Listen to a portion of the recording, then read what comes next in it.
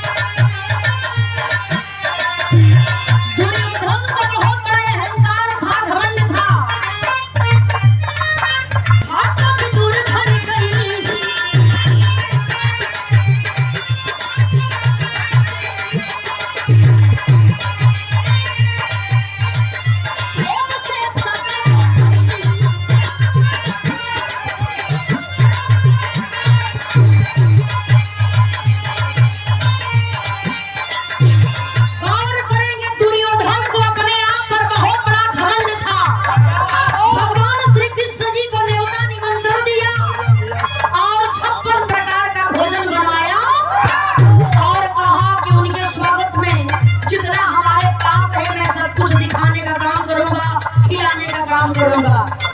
एक तरफ दुर्योधन जो घमंड में चूर है और दूसरे तरफ भक्त विदुर जो इंतजार कर रहा है कि कभी न कभी हमारा प्रभु दर्शन दिए, लेकिन उस पकवान को ठुकरा करके भगवान श्री कृष्ण जी अपने भक्त विदुर के घर पर जाते हैं। प्रेम से साग खात हो, पकवान का जरूरत नहीं बा, सिर्फ भाव का जरूरत होता है बाबू। इसीलिए कहा जाता है कि जहाँ मैं चाहे मैं नहीं।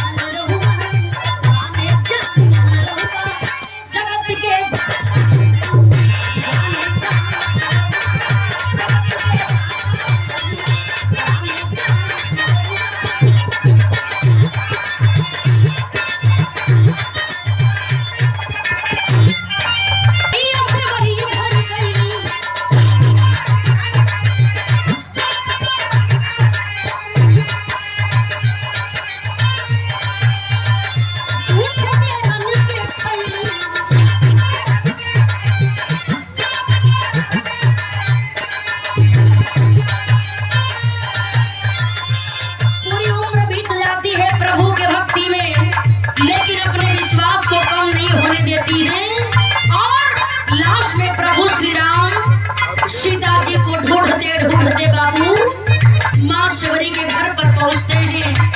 जूठी बेर रखले बाड़ी बेर के चीख चीख के रखा तारी कि कहीं हमरे प्रभु के भोग लगावे में कहीं कड़वी पैर न जल जाए, लेकिन वो